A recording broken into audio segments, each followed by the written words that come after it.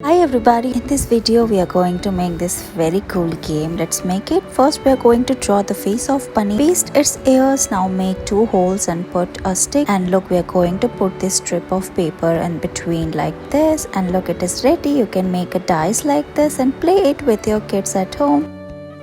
Let's make these jumping frogs using craft paper. Take a rectangular green craft paper and make multiple folds and make 2 triangles like this. Again fold it like this, flip it and again fold it, and look, your frog is ready. We are going to tuck it inside, fold it and paste googly eyes, and look, your jumping frogs are ready. Look at these colorful talking birds. Let's make it. We are folding a yellow craft paper, flip it and again fold it like this. Now again flip it, paste its eyes, and look, it is ready.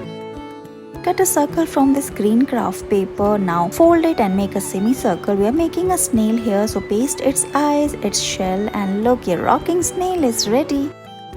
Cut these shapes from craft paper. Now paste the eyes of the snail on the yellow strip of paper like this. Now flip it and start rolling the yellow strip of paper, and look, your cute little snail is ready. Thank you so much for watching this video.